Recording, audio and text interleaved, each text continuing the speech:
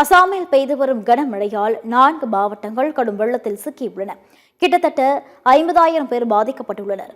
வடகிழக்கு மாநிலமான அசாமில் கடந்த சில நாட்களாக கனமழை பெய்து வருகிறது. இடைவிடாது பெய்த மழை காரணமாக பல முக்கிய நகரங்கள் வெள்ளத்தில் சிக்கியுள்ளன. குறிப்பாக பிஷ்வநாத், தேமாஜி, திப்ருகர், நல்பாரி ஆகிய 4 மாவட்டங்கள் கடும் பாதிப்புக்கு ஆளாகியிருக்கின்றன. இவற்றில் தேமாஜி மாவட்டம் மோசமான பாதிப்பை சந்தித்துள்ளது. அங்கு கிட்டத்தட்ட 44,000 பேர் வெள்ளத்தால் பாதிக்கப்பட்டுள்ளனர். திப்ருகரில் 4,000 பேரும், பிஷ்வநாத்தில் 500 பேரும் பாதிக்கப்பட்டுள்ளனர். தொடர் மழைக்கு ஒருவர் பலியாக இருக்கிறார். மாநிலம் முழுவதும் 179 கிராமங்களை வெள்ள நீர் மூழ்கடித்துள்ளதோடு 2,11,734 ஏக்கர் விளைநிலங்கள் சேதமடைந்துள்ளன.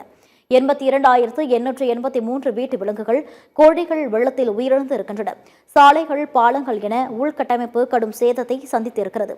தேமதிகாட் பகுதியில் பிரம்மபுத்திரா நதியானது அபாய அளவு குறியீட்டை கடந்துவிட்டது. மழையின் பாதிப்பு கடுமையாக இருப்பதைத் தொடர்ந்து அனைத்து துறைகளின் அமைச்சர்கள், அதிகாரிகள் விரிவான மீட்பு பணிகளை முடுக்கிவிட்டுள்ளனர். பாதிக்கப்பட்ட மக்களுக்கு தேவையான உதவிகள் மேற்கொள்ளப்பட்டு வருகின்றன.